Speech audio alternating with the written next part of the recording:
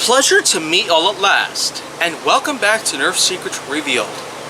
So for today, I feel like that by now, I'm getting a lot better and a lot bigger with Nerf Secrets Revealed itself. And considering the fact that I've been putting up a lot of new episodes lately, I feel like that it's safe to say, I might be getting a whole lot of new things to talk about here.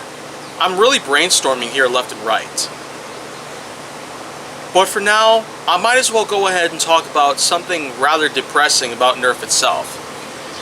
Because after all, we only have one Elite Blaster, one Mega Blaster, and one Zombie Strike Blaster that we're going to have for this entire year at this point. That just kind of makes me rather concerned, because even though we had ourselves a Mega AccuStrike Blaster, known as the Talon, although I more likely call it the Teroth, because, well, we have a Talon Strike. That would kind of mean like a little ripoff here and there, but you know what?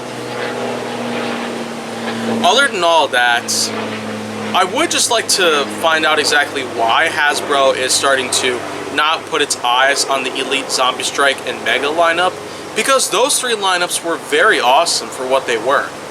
The Zombie Strike lineup, since 2013, has had a lot of significance and has also had a lot of positive influence on all of us Nerfers and zombie-themed fans worldwide.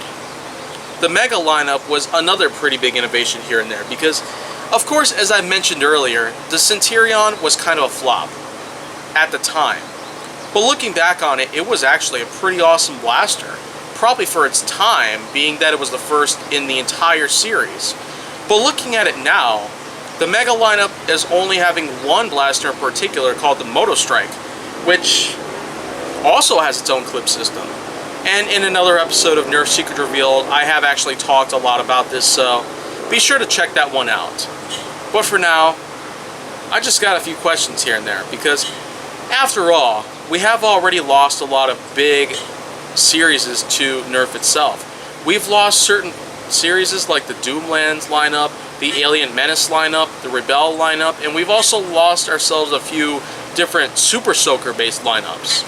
But even though the Super Soaker lineup is still around even to this day, I just have no idea how it kind of just makes sense here. You discontinue a lot of lineups only to have certain other lineups take place, but I feel like that I'm probably going to start a lot of different negative influences about it, so I might as well just let that be. But the main reason why I'm going to be here today is that I do have a couple questions about it entirely. Now, why on earth would Nerf itself want to discontinue some of those series when they were pretty darn good for what they were? The Doomland series had a pretty big impact on a lot of us because it was like a mixture of Destiny and Nerf itself. Doomlands 2169 was like the dystopian sort of future kind of theme itself, which is very akin to certain franchises like Fallout or Blade Runner or anything like that. I mean, there was certainly a lot going forward. But I feel like that by now, there was also a lot of other stuff that they might have been focusing on. But another question that I got in turn is that how are they going to go forward if they're going to continue discontinuing with some of these franchises that they were so successful with? And I feel like that might be a very easy answer to it. And that's mostly because Hasbro probably doesn't have a lot of time to deal with patenting, and as a result, they happen to really stick together with some of their own blaster shells in which they're particularly just customized in a way that they look very different from others out there.